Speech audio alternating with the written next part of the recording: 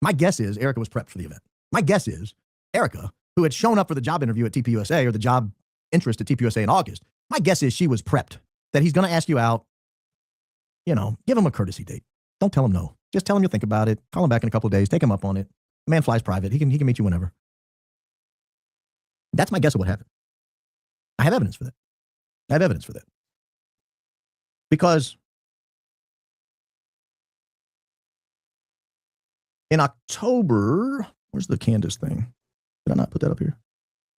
Yeah, here it is. When did she say this? This was in March of this year. So a month ago. Candace Owens drops a bombshell. Here is that bombshell. Well, no. I want to do this I'm doing it out of order. Let me back up. This is the danger of live, well, I almost said live radio, live podcasting. Let me, so in October, so he meets Erika for the first time, or she sees him for the first time in May in Jerusalem. This is a month after the Kanye tweet. 1 month after the Kanye tweet. He tweets about Candace Owens in October. They're hanging out. They're kicking it. They're having fun, cooling out. I don't know what the kids say these days. And then the next month in May, she goes to Jerusalem, happens to be at the exact same time as Charlie Kirk, to find a husband. They don't cross paths. 2 months later, she's in the TPUSA headquarters, potentially for a TPUSA faith opportunity. She's introduced to Charlie at the headquarters grand opening. That's August. September, he's at Bill's Burgers pulling that slick move. You know, Charlie, all the charm in the world. I want to date you. He pulls that move in September. They go on a date. They're talking back and forth. I don't know how seriously, because if you look at her social media feed, she doesn't look like she's got a boyfriend at the time, but whatever. That's neither here nor there. I'm not judging. Just 1 month later, they start dating in September. 1 month later, Kanye puts out this tweet, the first tweet. I introduced Candace to the person who made the logo, and they didn't want their name on it, so she used mine. I never wanted any association with Blexit. I have nothing to do with it. Blexit, of course, being the Candace Owens TPUSA effort to move conservatism into the black community, to separate this mortal stranglehold liberals and Democrats have over the black community.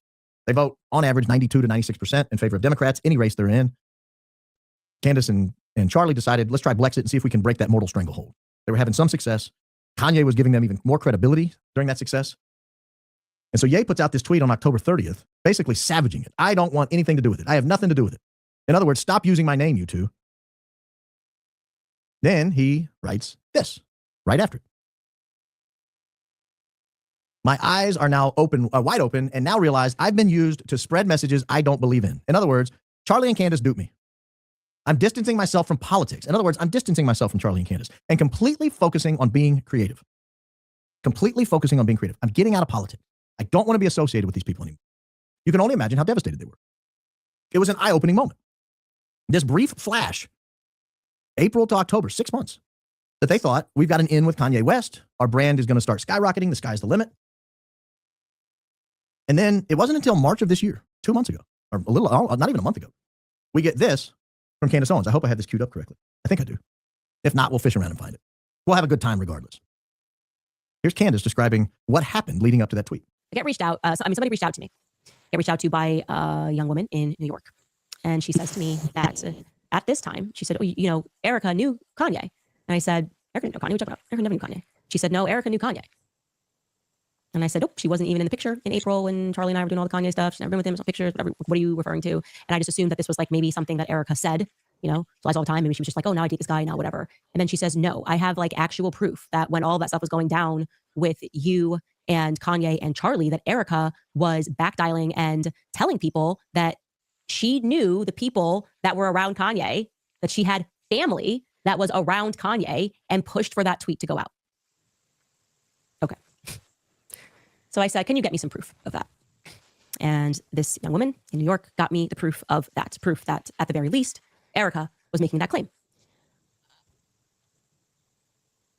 What I can tell you is that neither me nor Charlie nor Kanye knew that Erika knew someone on Kanye's team that, and now who knows if it's her real family or her Nicole Rothstein family, or she just calls everybody family. But you're telling me she's playing like she's some cute new girlfriend watching us go through this entire thing, being absolutely heartbroken. And yet she's like on the side telling people that she knows like why that went out. She knows why Kanye, like his hand was forced. Let me tell you guys right now, I'll say something right now. I will find out who in Kanye's circle knew Erika when that tweet went out.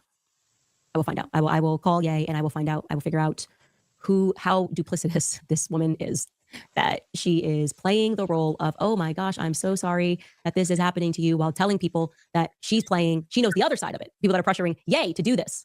Okay. It took me a lot to process that. Like I said, would not put this out here unless I was 100% certain of it. I am at 100% certainty that that is what Erika told.